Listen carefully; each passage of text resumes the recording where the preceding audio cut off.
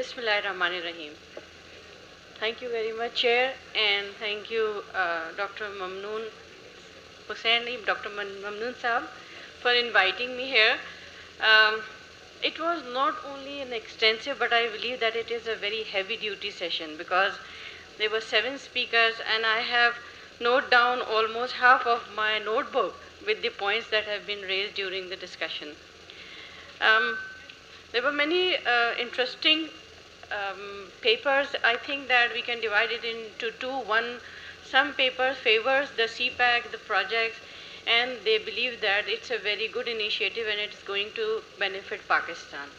The other 3 or 4 other that are not in favor, rather they believe that it's a very serious challenge that require to have certain proper management, proper policy, and hopefully that,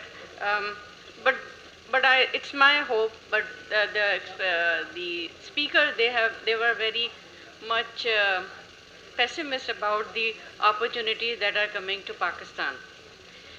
پہلا paper تھا کیونکہ میں صلاح الدین صاحب کی بات کو تھوڑا سا رکھتے ہوئے مد نظر رکھتے ہوئے آپ لوگوں کو انوالو کروں گی کیونکہ اگر میں زیادہ انگریزی میں بولا تو آپ لوگ میرے ساتھ نہیں ڈیولپ کر سکیں گے ایک رابطہ. تو بہتر یہ ہے کہ میں آپ کو سب کو انوالو کروں. Can I have your attention? Are you listening me? Yes yes okay.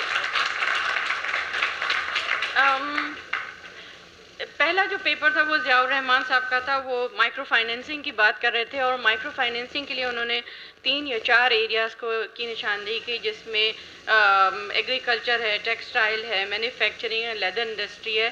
اور ان کا خیال ہے کہ اگر یہ ساری چیزوں کے اوپر مائکرو فائنینسنگ کی جائے تو بہت ممکن ہے کہ سی پیک پاکستان کو کوئی فائدہ دے سکے. اور اس کے ساتھ ساتھ انہوں نے کہا کہ کیونکہ اب وقت جو ہے انٹرنیشنل کولیبریشن کا ہے مگر اس کے ساتھ ساتھ ریجنل کولیبریشن کی بھی بہت ضرورت ہے.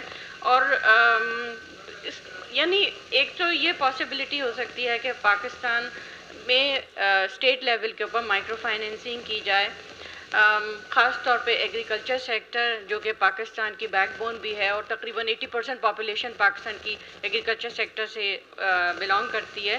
مگر ان کے خیال میں کچھ عرصے کے بعد our economy is going to be change into the industrializational structures and اس میں پھر ہمیں لیدر, ٹیکسٹائل اور مینوفیکچرنگ انڈسٹری کو بھی ساتھ بوسٹ مل سکے گا. میرا خیال ہے کہ یہ بھی ایک پاسبلٹی ہو سکتی ہے کہ جس کے ذریعے سی پیک تھوڑا کامیاب ہو جائے. یہ ایک پروپوزل ہے, یہ ایک بہت اچھا آئیڈیا ہے. میں سمجھتی ہوں کہ اگر اس کے اوپر پراپر ورک کیا جائے تو ممکن ہے کہ مائکرو فائنینسنگ کے ذریعے پاکستانی انڈسٹری کو کوئی سپورٹ مل سکے.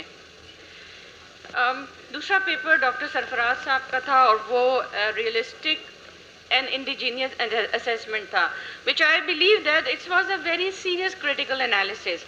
میں سمجھتی ہوں کہ اس پورے پیپر میں سوائے ایک اسیسمنٹ نہیں بلکہ ایک کریٹیکل انالیسس تھا جو سی پیک پروجیکٹ کے متعلق کیا گیا.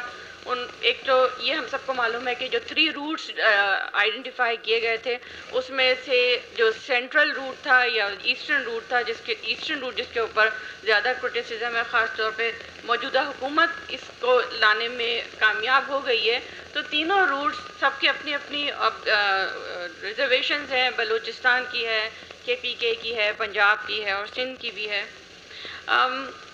سرفراز صاحب کا یہ خیال تھا کہ پاکستان میں جو پروڈکٹ ہیں, خاص طور پہ انہوں نے آڑو کا ذکر کیا اور لہسن اور ادرک کا ذکر کیا اور بھی بہت ساری چیزیں انہوں نے کہیں. ساتھ میں ان کا یہ ویو بھی تھا کہ کیونکہ چائنیز اکانومی بھی ٹرانسفارم ہو رہی ہے, امپیریلزم یا کیپٹلائز کر رہے ہیں وہ اکانومی کو, اس میں زیادہ سے زیادہ کیپٹل انویسٹمنٹ, اور جس کی وجہ سے اوور پروڈکشن ہو رہی ہے. اور اوور پروڈکشن جا کے وہ کہاں ڈمپ کریں گے؟ پاکستان میں, کیونکہ ان کو ایک اوپن مارکیٹ ملنے جا رہی ہے.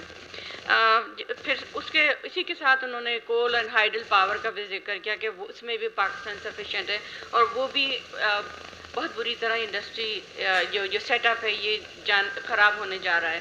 چیپ لیبر پاکستان میں موجود ہے مگر چیپ لیبر زیادہ تر چائنا سے آئے گی. امید یہی کی جا رہی ہے کہ وہ اپنا لیبر بھی لائیں گے, ساتھ ساتھ آفیسرز بھی. ان کی ساری ڈسکشن کے دوران مجھے ایک چیز کا خیال آیا کہ جب انڈیا کے ساتھ سافٹ بارڈرز کی بات ہوئی تو یہ کہا گیا کہ Indian economy is going to dominate پاکستان's اکانومی، مگر سی پیک کے بارے میں پڑھنے سے یہ لگتا ہے کہ that has been institutionalise with China, یعنی ہم نے ایک ایگریمنٹ کر لیا اور اپنی اکانومی کھول دی ہے کہ آئیے اور ہمارے اوپر قبضہ کر لیجیے. بہرحال یہ میرا ویو ہے، لیکن سرفراز صاحب کا بھی مورلیس یہی خیال تھا.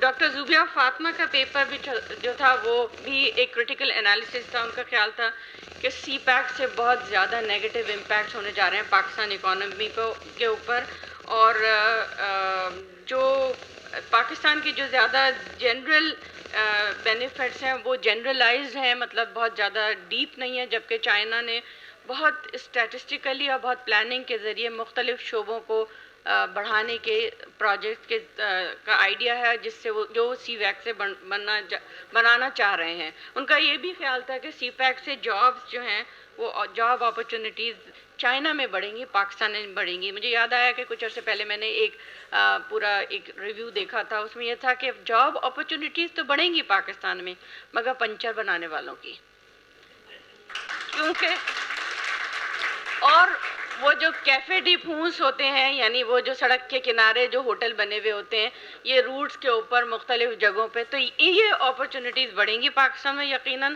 بہت سارے لوگ پنچروں کی دکانیں کھولیں گے، کیونکہ ظاہر ہے وہ اتنی ہیوی موومنٹ ہوگی ان سڑکوں کے اوپر کہ بار بار ضرورت پڑے گی. تو یہ اپرچونیٹیز تو شاید بڑھیں، مگر جو ہم خواب دیکھ رہے ہیں شاید اس کی وہ ایک خواب ہی نہ رہ جائے. بس افسوس یہ خوف ہے ایک ذہن میں، اور اس کی بہت انہوں نے ایکسپلین کیا کہ ہمارا نا agriculture sector is going to develop neither industrial, اور it's a very long term agenda which China has presented, and there are many domestic benefits which they will be receiving.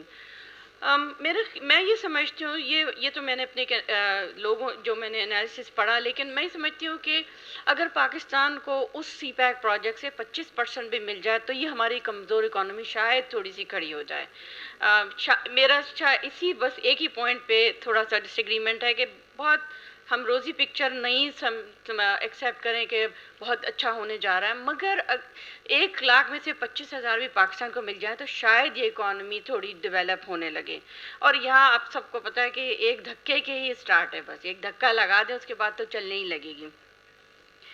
ایک اور پیپر تھا نوید صاحب کا، اور انہوں نے it's basically a comparison of the Gwadar port کے انہوں نے بہت اس کو ڈیٹیل میں کیا کہ انڈین اوشن میں کیا چیلنجز ہیں، امریکہ کی کیا انٹرسٹ ہیں، چائنا، انڈیا، ان کے کیا انٹرسٹ ہیں، کس طرح سے. Basically that paper was purely on geostrategic importance of Gwadar, and it is also comparative study of Gwadar with Chabahar. مگر زیادہ اس میں ان کا ایمفیسس یہی تھا کہ گوادر کو اگر ڈیولپ کیا جائے تو Gwadar would be a better place for where Pakistan may receive certain benefits. مگر ان کا میرا خیال ہے کہ وہ بھی یہی کہہ رہے تھے کہ چائنا کو زیادہ بینیفٹس ہونے جا رہے ہیں اس سارے پورٹ سے. مسٹر مغیث عرفان نے ایک اپنا جو پیپر تھا ان کا سیکیورٹی تھریٹس اینڈ چیلنجز، انہوں نے بھی انٹرنل اینڈ ایکسٹرنل تھریٹس کے بارے میں بات کی، اور آلموسٹ انہوں نے ہر وہ چیز ڈسکس کی جو it's a problem for Pakistan, and it was a very comprehensive presentation for mentioning from local internal problem جیسے TTP، لشکر جھنگوی، فلانا، ریلیجس ایکسٹریمزم، ٹیررزم، پھر اس کے ساتھ ساتھ جو سیکٹیرین اسٹرائیوز ہیں، سیکیورٹی سچویشن بلوچستان، انہوں نے ہر چیز بہت اچھی طرح سے اس میں انکلوڈ کی. اور مگر اس کا کنکلوژن میں سمجھتی ہوں کہ شاید یہ ہو سکتا ہے کہ ود ڈیو ریسپیکٹ کہ Pakistan is a country, Pakistan is a state where وہ دنیا کی شاید کچھ ہی ممالک میں سے ہے جو اتنے چیلنجز کے باوجود اتنے بڑے پروجیکٹ کے لیے حامی بھری اور آگے بڑھنے کی کوشش کر رہا ہے. تو ممکن ہے، اور میں I strongly believe that CPEC اسی صورت میں کامیاب ہوگا جب پاکستان ان چیلنجز سے باہر آئے گا. تو ہم یہ تو چیلنجز ہیں ہمارے سامنے، لیکن اس کے ساتھ ساتھ سی پیک उसी सूरत में सक्सेसफुल हो सकता है जब पाकिस्तान इन चैलेंजेस का बेहतर तरीके से प्लान करे और उससे बाहर निकले। सीपैक की सारी कामयाबी इसी पे डिपेंड करती है। One of the paper was by Mr. Rune Steenberg, and it is one of a very intensive and comprehensive analysis I have come across on this particular matter, because he talked about the integration of the local communities into the giant and projects like CPEC. And it's a very detailed analysis, and I believe that I agree with some of the points which has been raised by Mr. Rune Steenberg, that all the efforts that have been going on it's on a fast pace, and it requires to go through a moderative process. But unfortunately, since Pakistan and both China are in a fast mood, we can say that they want to build the structure, and then rest of the activities without involving the local communities. And local communities ultimately feel themselves isolated or rather alienated from their development project, which is unfortunate and which should not be addressed in such a way. He also mentioned some of his personal experiences where he visited the Xinjiang province and Kyrgyzstan, and he says that he also mentioned about the old Silk Road route that has now become an obsolete, and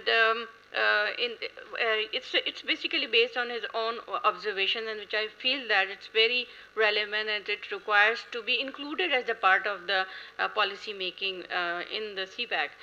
And he also mentioned 3 dangers, which are the over securitization, the lack of integration of local population, and fast transformation of the infrastructure, local infrastructure. And I think that Pakistani policymakers require to include these important issues while making the progress or proceeding into the CPEC project. आखिरी paper जो था वो mister Mubashir साहब का था, और उन्होंने एक करप्ट सियासी निज़ाम से शुरू किया कि अगर हमारे मुल्क में CPEC की कामयाबी से उसी सूरत में मुमकिन है कि हम एक करप्ट सियासी निज़ाम को खुदा हाफिज़ कह दें। पता नहीं हम किस वक्त और कैसे खुदा हाफिज़ कहेंगे, हम सब इसी मुल्क के बाशिंदे और हम जानते हैं कि यहाँ क्या हो रहा है।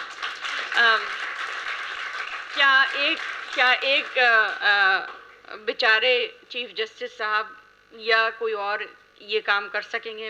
I have certain reservation, I have very serious reservation on this कि करप्शन कम से कम हो तो CPEC कामयाब हो जाएगा। इसमें भी तरीक़े निकलेंगे कि किस तरह से इस निज़ाम को चलाया जाए with the white collar and with lot of money। आप सब लोगों का बहुत बहुत शुक्रिया। Thank you very much.